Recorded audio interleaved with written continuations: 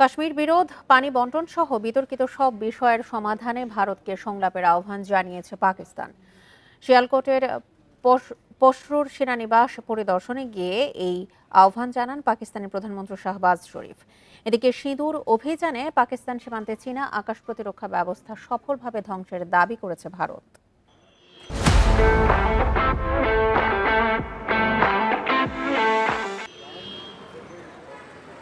পাকিস্তানের শিয়ালকোটে বুধবার পশরু সেনানিবাস পরিদর্শন করেন প্রধানমন্ত্রী শাহবাজ শরীফ। এ সময় অপারেশন বুনিয়ানুন মারসুসের জন্য সেনাদের প্রশংসা করেন তিনি। পরে কাশ্মীর বিরোধ, পানি বণ্টন সহ বিতর্কিত সব বিষয়ের সমাধানে ভারতকে সংলাপের আহ্বান জানান তিনি। দিল্লি ২৬টি সামরিক লক্ষ্যবস্তুতে হামলার প্রসঙ্গে শাহবাজ বলেন, পাকিস্তান ১৯৭১ সালের যুদ্ধের প্রতিশোধ নিয়েছে। যুদ্ধ এবং আলোচনা ইসলামাবাদ উভয়ের জন্য প্রস্তুত রয়েছে উল্লেখ করে নরেন্দ্র মোদীকে ভবিষ্যৎ হামলার বিষয়ে সতর্ক করেন তিনি।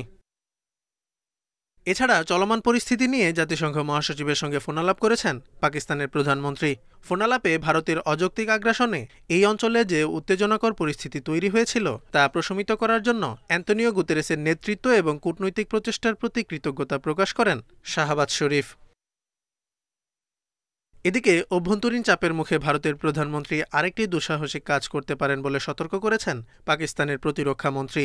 এ সময় মোদি তার গ্রহণযোগ্যতা হারিয়েছে বলে আবারও দাবি করেন খাজা আসিফ।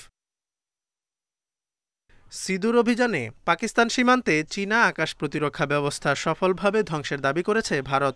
বুধবার এক বিবৃতিতে ভারতের প্রতিরক্ষা মন্ত্রণালয় জানায়, কোনো ধরনের ক্ষয়ক্ষতি ছাড়াই পাকিস্তানের সব হামলা প্রতিহত করা হয়েছে। এর আগে সন্ত্রাসবাদের বিরুদ্ধে ভারতের অপারেশন সিঁদুর এখনও শেষ হয়নি বলে মন্তব্য করেন বিজেপির মুখপাত্র সুধাংশু ত্রিবেদী। ভারত সরকার কোথাও যুদ্ধবিরতি শব্দটি উল্লেখ করেননি বলেও জানান তিনি। তবে দ্বিপাক্ষিক আলোচনার মাধ্যমে ভারত পাকিস্তান কাশ্মীর ইস্যু সমাধান করতে পারে বলে মত ত্রিবেদীর।